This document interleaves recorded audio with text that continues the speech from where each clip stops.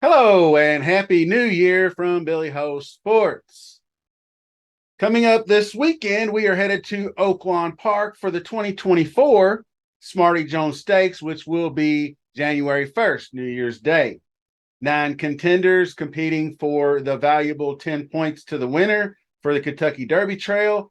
Also, I'm going to have a playlist on all the 2024 Kentucky Derby competitors, races. Playlist will have all the contenders in there for your convenience, so check that out.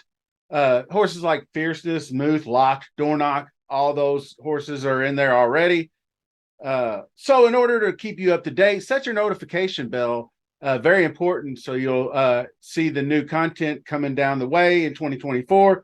Finally, please remember to sub to the channel, smash that like button, leave me a comment, all that good stuff, and let's go.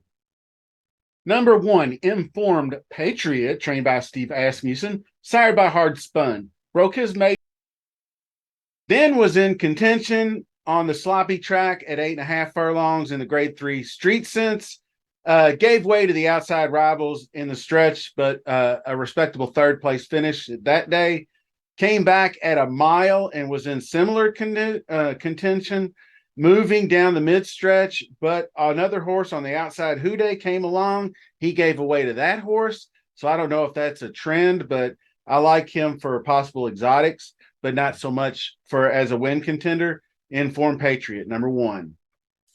Number two, Catching Freedom, is a Brad Cox entry that scratched from last week's Gun Runner to run here, looking for a bounce back from the disappointing 4th place finish in the allowance optional claimer worth $100K back at Churchill Downs, mile and the 16th. He faced a lot of trip trouble in the stretch, had to weave in and out, but once he got a clear path, he closed within a half length of second place. So been working at the fairgrounds recently and will be coming off a 50-day break. So I look forward to seeing if we can get some value on the Brad Cox trained entry. Lagynos is another Steve Asmussen entry, recently secured victory in a highly competitive allowance race at Churchill Downs, mile and the 16th. The purse was $127,000. 5 out of the 7 participating in the race were at 6-1 or better odds. So spread out down the stretch, but Lagynos was able to outkick his rival Footprint, who actually did run a pretty decent 4th in the Gun Runner before. But Lagynos gets the W there and will be one of my top choices this week. Really like his form coming in, and I'll get to that later, so stick around. Number 4, Mystik Dan, is trained by Kenny McPeak. Broke his maiden back 2 races back at 5.5 in a sprint, and was an impressive just blowout 7-length win. Brian Hernandez cut him loose down the stretch, earning him a 102 Equibase speed figure. But they must have really felt confident, because they wheeled him right back less than 2 weeks later in this allowance race, which we showed an Informed Patriot in already. So, but he did not look nearly as good that race. Kind of gave it up down the stretch, ran out of gas, so to speak. So stretching out to a mile on that one, he did have the inside rail, but just didn't have enough to get there. I don't know if that was just the quick bounce back, or it was his sire Gold Sense, which I'll talk a little bit about in my final thoughts.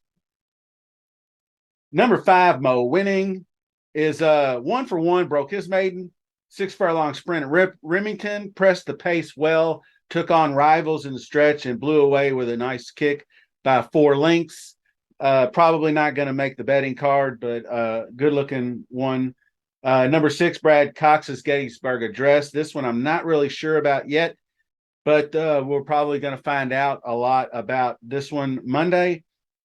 Sired by Constitution, ran 4th in the Street Sense at a mile and 16th in the slop. Showed the way going all the way and took the lead into the stretch, but gave away. So coming off a 2-month layoff, he's been working hard at Oaklawn recently. Will be a front runner, I think. And if there is a slower pace where he can sit down on, then he'll be in good shape closing down the stretch.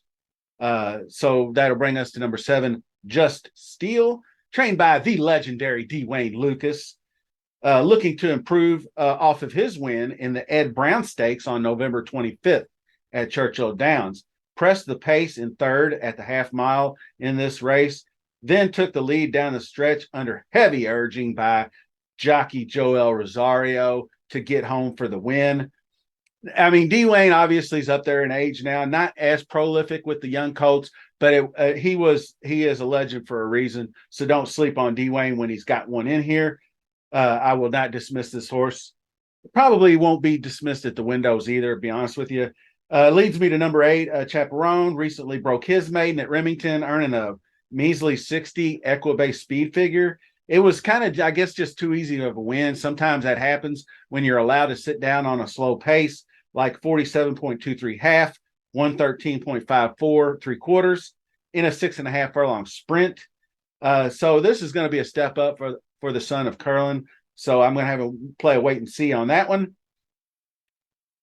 That brings us to number 9, Fidget, trained by Brad Cox, who is pretty good with the 2-year-olds. Sired by More Than Ready, this colt is 2 for 3 to start his young career. Was initially targeted for the Springboard Mile, but got scratched out.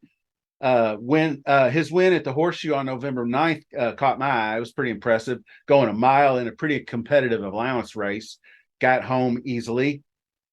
So anyway, wrapping things up, when handicapping these juveniles, I always focus on horses showing signs of improvement, solid speed figures, consistency, and demonstrating that good form versus a little classier competition and not just, several cheaper prices. Also lean on the trainers. When it comes to these young colts, Brad Cox, second to none, 29% win rate with 2-year-olds. He moved both Fidget and Catching Freedom off the stakes races. So they were entered previously. So I think that he's got them properly placed now. Still not sold on Gettysburg Address, like I said, but I do see him out front early. Like I said earlier, hanging on for a slice. The Steve Asmussen's Lagynos, and I think Informed Patriot looked better than Mystik Dan in that race on November 25th.